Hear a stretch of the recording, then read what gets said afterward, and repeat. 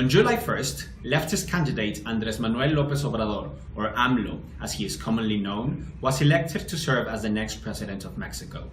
AMLO will begin his 6-year presidential term on December 1st. Here are the key implications of AMLO's victory for Mexico. First, AMLO becomes the first leftist president of Mexico since democracy was consolidated in the country in 2000. The center-right National Action Party, PAN, and the ruling Institutional Revolutionary Party, PRI, have held Mexico's presidency over the past 18 years. AMLO is a 2-time presidential frontrunner, and his victory marks a pivotal moment for Mexican politics as he will be the first leftist president in Mexico since the turn of the century.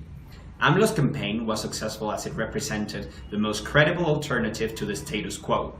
Mexican President Enrique Peña Nieto holds record low approval ratings of roughly 20%, and the Mexican electorate will largely supported AMLO as he represented the most viable change for the country, mainly away from establishment parties.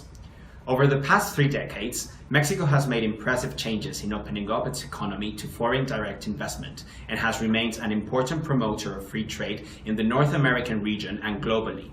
Therefore, AMLO's election has raised fears that the country will change its economic and trade policy course. AMLO will seek to turn the export-oriented economy of Mexico less reliant on trade and more dependent on internal consumption by combating poverty. Nonetheless, he has not pledged to terminate the existing 12 free trade agreements that Mexico has, and has in fact talked about seeking to diversify exports once in office. Second, AMLO's election will have initial adverse effects in foreign investment in key sectors, mainly in the energy sector. AMLO was a vocal critic of the energy reform enacted by Peña Nieto in 2013. The reform has opened up the sector to foreign investment.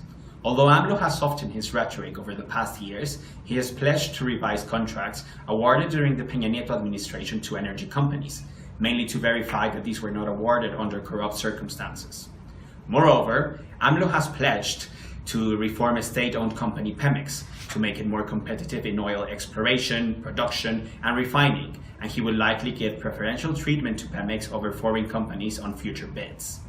These developments will likely result in decreasing interest from energy companies over the next year, or until AMLO's true policies for the energy sector become more evident. The power generation sector will be less affected by AMLO's win, particularly for renewables, as AMLO has pledged to increase the production, generation, and capacity of the country. Finally, the security environment will remain challenging, and a noteworthy improvement is unlikely during the first year of AMLO's presidency. Security has deteriorated sharply under the Peña Nieto administration, with murders reaching record levels during 2017 amid the proliferation of criminal groups engaging in diverse activities ranging from drug trafficking to fuel theft. This phenomenon is particularly acute in the country's major hotspots of Guerrero, Chihuahua, Tamaulipas, Baja California, and Michoacán.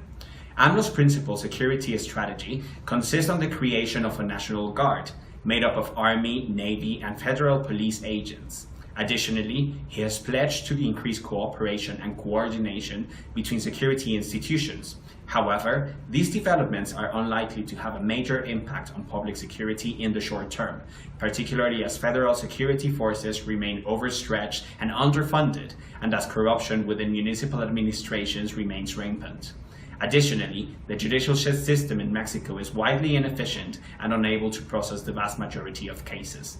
Developments on these fronts will take longer to materialize. Thank you. My name is Eduardo Arcos from Control Risks Mexico City office. For more information, please visit controlrisks.com/LatamRisk2018.